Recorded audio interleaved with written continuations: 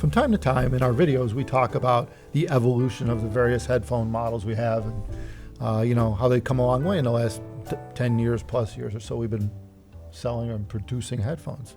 And we do make these in-house. We manufacture them here. So we have total control over every facet of it, which is kind of cool. Well, when you lay it out, it looks like a lot now, more than I've, because you just see them as we change them. We're only using the current one, but then you put them all out there. It's like, yeah, wow. well, here we've got a couple of the old original Diana headphones, like this white one, which was on the first Diana model we ever came up with. Yeah, which was V1. V1. We Yeah. didn't call it V1 then, Right. because there wasn't a V2. Yeah, and then we've got the more of a different version, a sculpted version. And let's talk about this. So let's get into this and talk about the various changes. And I mean, it's you look at the V1 and it looks like a little toy compared to what we're doing today. It's small, it's thin, it's kind of it's angled, but it's not anywhere near as complex as the evolution took us on. Yeah. The design goals changed a bit over the years, and there's actually a bit more that happened in the ear pads than you see here. But this is mostly the overview of the change log of what happened over many years with the ear pads. And of course, big change from the V1 to the V2. Foam's different, leather's different, the mag ring is different, the magnets in the mag ring are different.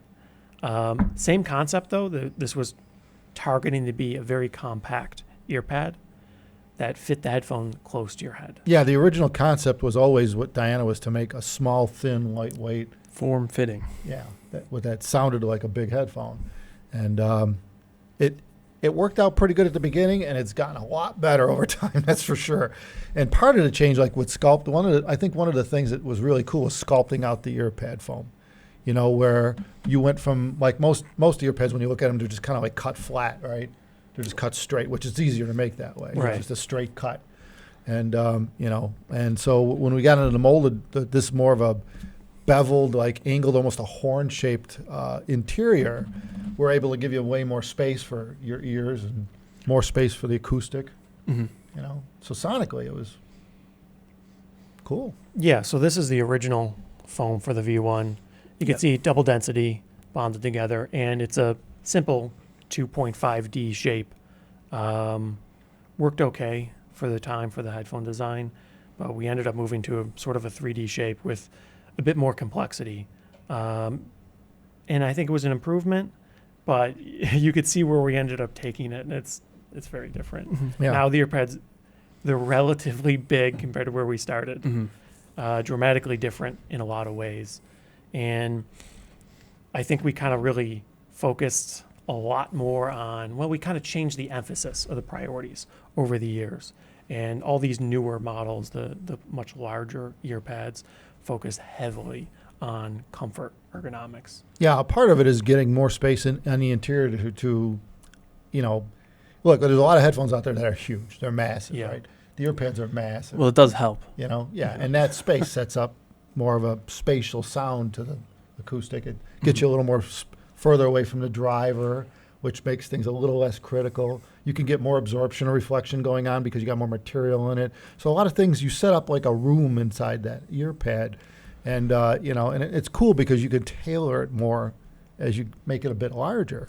So. But that's also why the 1266 hasn't changed as much, because you had size on your side. They were always huge. They were always big. What were those things, like 5 inches in OD or something like that? Which Yeah, I don't know what that is in 4 centimeters, inches. but They're quite large, OD, and yet because of the design, you don't really need it to seal in a lot of ways. Well, you and don't really want you can it turn to. them. right. Right. So So you it's get a very different design. We don't really need the evolutions that we have. Yeah, they weren't. They don't have to clamp. So yeah, it was a whole different But idea. really, this is just effectively responding to how the market reacted to the product. And in a lot of ways, when you make a product, when you ship it, you don't know who's going to buy it, what they're going to like about it, what they're going to want to see in an updated revision. So we were making a product we thought was cool. We thought that this product didn't exist, so let's give it a shot.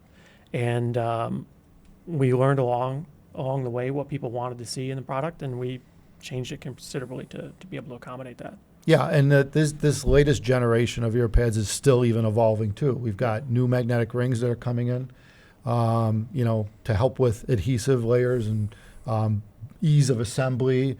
And because we brought the whole process in house now, we're more attuned to it. You know, we're like, okay, well, how do we make this? You know, we're putting together thousands of ear pads, right? It's like, how do we make this easier on the guy putting it together? Yeah, well, yeah. You know, and you know, and the processes are in place, the adhesives are in place, but it's just one of those things where it's like, all right, what else can we do? And you seem to never end with re-engineering the wheel here when it Well, comes especially like the magnets. And what are we? The third or fourth generation magnets in them? to yeah. So this is the 4th generation magnet. I got some examples here. This is the 2nd generation. I don't actually have any first ones here, but the ones that are in here, same thing, just thinner. We moved on to the 2nd generation. Those are the magnets that are in most of the more recent ear pads, and just recently we've been switching to the 3rd generation magnet. These are stacked on top of each other, but the Yeah. magnets are thin. They're just Yeah. rings. Well, they obviously have to fit in here. yeah, yeah. But they go into the injection molded plastic rings. Well, you can Oh see my. them. Right, so it optimized the operating range for the magnet. It just improves the mass efficiency for the magnet, reduces the consumption of the actual materials, the rare earth used to manufacture. Yeah, you've been shaving off like Saves tenths of a weight. gram here, tenths of a gram there, and it adds up to grams and Yeah. ultimately They add tens of up. grams. It's Yeah. 0.9 grams lighter, 3rd generation from 2nd, so it's not exactly. But Yeah. it wasn't only Just for the lightning. magnets. It Yeah. wasn't only making them lighter though, because we're also working on how they feel when they Yeah, pull on, put them back on. You know, That's the trick. pull. right. So yeah. So the feel was kind of key, 2nd to 3rd generation. A fair bit of weight savings, 1st to 2nd. I think we already covered that though. I don't okay. know. But the difference now is with the new magnets, it feels a little bit better. It's a bit closer to how you expect it to feel, if that makes any sense, when you're installing and removing. Of course, no one would know unless they already had a Diana headphone in Well, the If past. you compare them. Yeah. Yeah, right. Or if you try compare an old ear pad to a new ear pad. Yeah, actually, I've never heard anybody even say anything about how, like, you know, Magnet they're feel? different. Yeah, they are different. Well, it kind of feels the way you would expect it to, if that makes any sense. Whereas the earlier ones, especially the solid ones, it just feels powerful, a little bit too powerful. Well, the in first some gen was senses. loose. Like Yeah. these weren't that good at all. They kind of popped off easy. you They know. were Yeah, thin. it didn't have the hold I think we wanted at the time. part We of were the- trying to make it thin. Part of the light. problem on that first one too is these were made out of China, and we didn't have total control over the process. You know, Mhm. we kind of knew what we were trying to go for, but we didn't really know like we do today. So it was a whole different. That was whole one of those different thing. complexities that you get in a system that aren't present necessarily in the prototypes or the test parts, because the issues we had with this one were really just because of the plastic part itself, not the magnets. Magnets were fine. They were all good. The plastic was manufactured Too thick. slightly less than ideal, yeah. Yeah. Which, as you get a magnet vendor further away changed it. from where it's trying to grab Yeah, onto it, get less force. The force is weaker. So yeah. Yeah. So, but yeah, these are things you learn by, again, through the evolution process of designing products, and that's assuming you're always reinvestigating how to make a better widget, so to speak. You know, if Right. you know, you look at like razor blades. I mean, have they changed in 50 years? Probably not much. No. Well, You know. they added more blades in here. Yeah, all right. Yeah, you get 50 packs. But I mean, beyond that, I mean, you know, it's the same kind of blade. It fits probably this. If you took a razor blade and put it in something you bought 40 years ago, it'd probably still fit in it. Yeah. And there's no, in their case, I guess there's no real reason to change it because it works. It's a blade. razor sharp. Yeah. That's what it needs to be. I mean, you get sharper ones, you get better ones, you get different steels, but the bottom line is that it's pretty much a razor blade, where this is a different animal because it is something that people use on a daily basis. And, you know, there's feelings involved with this. It's touching your face, right? Yeah. So it's a whole different process. And it's a matter of how it seals or how it, and fitment. So it's kind of like clothing, really. It's, you know, it's like, well, it's a like- thing you wear, so yeah. yeah. So you got, you know, there's a lot more attention to detail that, there's a lot more detail that could be paid to these things, and you learn that by trial and error, really. Yeah. You know.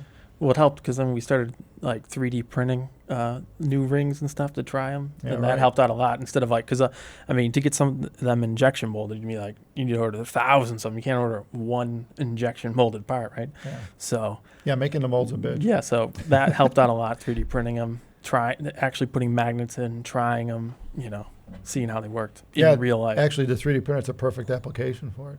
Yeah, it's helpful. You just 3D printed a few months ago.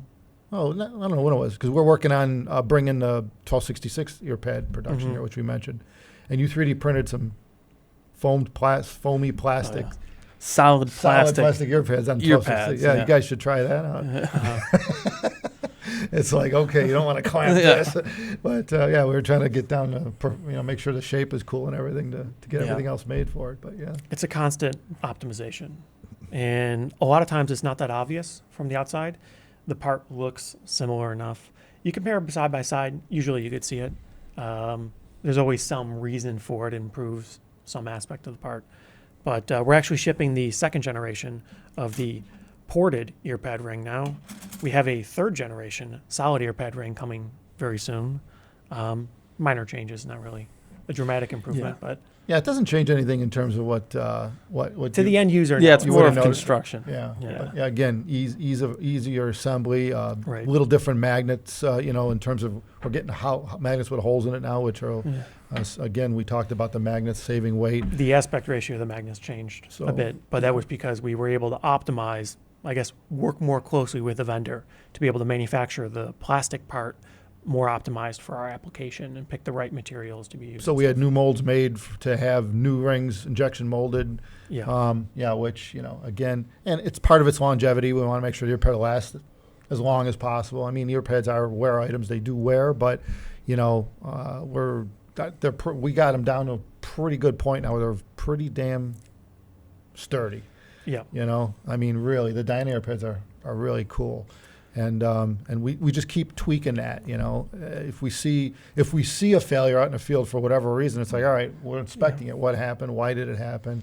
And so on. And it's usually something silly like the ear pad's just totally saturated with some sort of oil or hair oil or something, and it's just like, even that we're addressing. We've addressed with assembly procedures to even try to get them so that you could Yes. you could saturate the leather with oil and it'll probably still stay together and hold and be good. So it's these type of things where it's a constant evolution to try to make something that would last a very long time. But especially with the ported, that's where 3D printed really helped because we needed to hear them. The non-ported, you know what it's going to be like because it's solid. Yeah, but the ported you wanted to hear before we Well, the wanted. ported, I mean, I don't know Yeah. if we talked about it, but ported basically means that these magnetic rings actually have curved slots in them that allow air to leave it allows the driver to breathe. It allows the driver to have more freedom of motion while you're wearing it, and it changes. It tunes the bass response and gives you more of a fuller sound, and so it's kind of cool, And some people switch back and forth. You have you could go bass ported pads for one genre, and non-ported for another.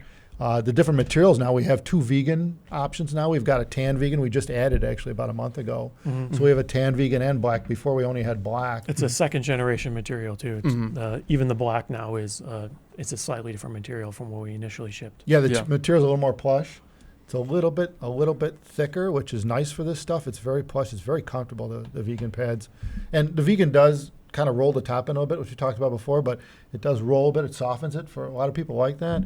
Oh, but the hybrid is brand new. We got to Right. talk Yeah, about well, that. we haven't shipped any yet. Yeah. This we designed to go with Diana DZ, and it will be available as part of the rest of these ear pads. If you want to order additional ear pads or change in ear pads, the hybrid will be available. You want to talk about it though? Yeah, so this is I think we discussed a hybrid before on this. This is the hybrid variant that we're shipping as the default configuration with Dyna DZ, and it uses a microsuede on the face surface and the inside and the outside. The surfaces that actually sort of make a big impact on the acoustics and the sound. Those are still the lambskin. This is mostly designed to optimize the feel on the head and comfort, as well as improve ergonomics slightly. Yeah, when you wear the all vegan ones, it's like it feels very like soft. Yeah. It's a fuzzy material. It's like a velvety material. But if you didn't want it to be, change the sound, right. then yeah. And that's the hybrid. The hybrid keeps the measurements and the top end the same, the acoustic the same. But a get different feel. all the resolution right, but a different feel against your face. Very similar sonic performance to leather. It's almost the same. So sonically, there's no real impact to get this over the leather. It's just mostly for the ergonomics. But it does improve a few things because this surface here, this top face surface, is softer and more flexible. The ear pads are slightly more consistent. They seal better around glasses. They work a little bit better on various head shapes. And personally, I like the feel on the head. You don't have that cold feel of the leather on your head when you first put them on. I think they work a little bit better, and it's they're probably, slightly lighter. Well, that too. material is probably less sweaty too, right? You talk Yeah. about cold Yeah. feel. If you it's know? hot, yeah. Yeah, I guess. I mean, Yeah. I've never really Haven't really worn- tried them. It really changes the feel. It doesn't really ventilate better, Right. Yeah. but it kind of breathes, sort of. you know. Yeah. I where think the it's leather slightly won't. preferred. Not a dramatic difference between the two, Yeah. but But I like that's it. the cool thing is the hybrid is sonically to be the same as a leather. So Yeah. and it's a little softer. So if someone has the leather and they're due for new ones or they want to go ported, but keep Yep. the sound, Right. you'd get the new hybrid in Yeah. a ported version, Could and yeah. it's softer, Well- and you get the base port. Because we made like one pair, and that was pretty much all we were looking for, is to see if it affected the sound, because we didn't want it to, Yeah, right. and it That was didn't. the So idea. that's why we made it standard. Yeah. So- So it was cool. It's cool. So we added a little more comfort, and we kept full resolution out of the headphone. Yep. So it's cool. So yeah, you don't need to replace your ear pads with this version of the hybrid if you already have good ear pads. There's no reason. or if you want to go to ported. Yeah, if you want to get a new one, I think that's probably the one to go for. Yeah. But if yours are good, then don't bother. Yeah. But it might not look like it. I was just thinking about this, but they're all compatible with all Diana's. Oh yeah. They That's will a good all thing to bring fit. up. It doesn't look like they will, the Right. different size and everything. But Yeah, right from the original Diana all the way up to current, everything's backwards compatible. Same with cables. but yeah. They all take the same exact cables. Same Right. connector, same ear pad. Yeah, Yeah. so nothing's changed there. So other than that, Well, everything's changed, but the compatibility. Everything changes all the time. yeah. And we're planning. What we'll probably do is we'll probably do more videos on the evolution of Diana. I know Eric can talk for probably hours on just the frames, just the machining of the frames, going from the early gens all the way up to today. And I mean, I mean, we're talking tens of thousands. It's just totally different than it Right. used to be. You So know, just what's the engineering involved is just the amount of time you spent on this over the last decade is crazy. what people really is. often overlook is pretty much every facet of this headphone. Although a lot of things look similar, more often than not, there's a handful of people looking into how can we improve every aspect of the design, the manufacture, the assembly of this product to improve the durability, the lifespan, the performance, the feel, the weight, the comfort, whatever. Yeah, and And- the cool thing is while you're doing that, I hate to interrupt you, but while you're doing that, you never know what you stumble on. Right. You know, because you're capable of making any change you want. You could turn around and machine the part any way you want, change it. You know, there's art. You reach a point where it becomes an art. You know, there's science involved. There's a shit ton of science involved, but it's an art. You begin to learn how to sculpt the parts completely differently, and how it relates to the sound, which is cool. You know, you're not just injection molding plastic, snapping it together. It's one of those things where it's like, you know, you measure, you listen, you measure, you listen, you measure, you listen, you machine, you measure, you listen, and then you keep adding these things. You machine, you measure, listen, and you add this, you measure, you do this, and then, you know, next thing you know, you're doing 20, 30, 50 things you have in your repertoire, right, of what I can do to change something, Well, yeah. you know? Yeah, it helps. Yeah. You're talking about experience. Yeah, yeah, right, yeah, heavily. But the Yeah. thing is, because we're in complete control of everything from the manufacturer of the driver, you know, To the whole chassis. yeah, down ear to pads, the everything. the finest detail of how the magnet feels when you remove an ear pad. I mean, you think about the level of detail, but see, that's what you get with a very refined product. Is you know, that's what you're paying for. You're paying for somebody thought the process through for years and developed a product that's highly refined. It's I think I said this before, but it's like the 911. They just released a new 911 the other day, and I'm like, looks the same.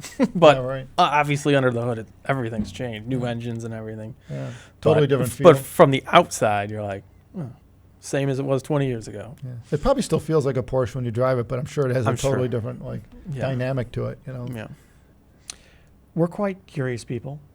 So I think the thing to get across is that we continue to try to figure out ways to get things done that's interesting, unique, innovative. We try to figure out what can we do to improve the product. And we really care, like all of us do. Yeah. So, Well, we're making it for us too. right, we're always trying to make the best Yeah, product that possible. does help. And Yeah. it's an evolution. We want to enjoy the thing too. We Yeah. use our headphones every day, so Mhm. it's cool. Yeah. So personally, I like that. I like that really mature process where you see a lot of time, effort went into figuring out any concerns that people had, and you design them out. Yeah. And I think we're pretty firmly in that range now, where we got a pretty mature headphone product process. Yeah, well, you look at the old frames now, and you're like, oh, why were we Yes. doing it like this? All right. But at the time, you were thinking, This is the best we can do. Looked pretty modern Yeah. at the time. Now it's ultra It certainly modern. helps that we make most of the things, and Yeah. we continue to add more things that we make ourselves. So, when you're actually manufacturing a thing yourself, you're constantly reminded of anything that could be better because you see it over and over. You're putting everything together. You hopefully pay attention to the concerns that people have out in the field when they're buying a product after years of use. And we continue to evolve the product to minimize the downsides and maximize the good, with the assumption that it's never perfect. Well, And that's it never can be. and that's one of the reasons why we, too. I mean, just covering all bases since we're jabbering on about nothing, and there's like 2 people left at this point. Is, that's why we were able to add a 10-year warranty to our headphones, because you Mhm. buy a brand new headphone and you get apply for a 10-year warranty for yourself, and we can do that because we know how it's made. We're not afraid of it. We're not afraid of warranting it for 10 years. It's highly unlikely it will break itself. Right. It's going to be cool.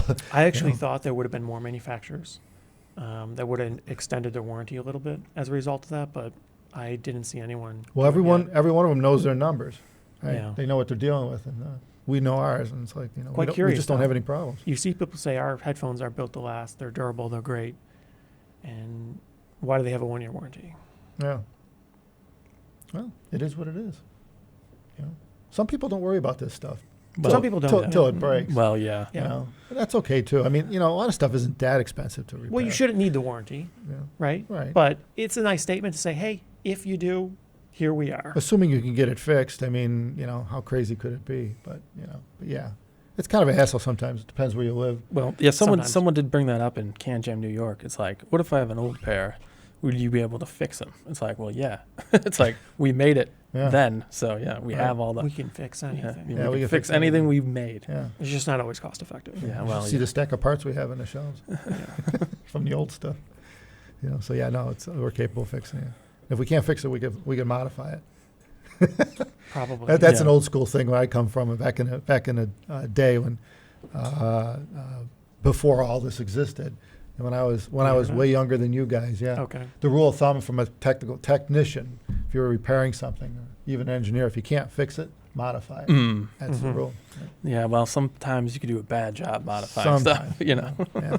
That's what bubble gum's for. Yeah. Zip ties. Yeah. Rubber bands. Mhm. Super glue? Super good. Super glue, yeah. The ultimate fix. Mm. All right. Well, everyone out there should let us know what they want to see us ramble about in a future video. We could do more things like this, and I think we're going to try to do that. Mhm.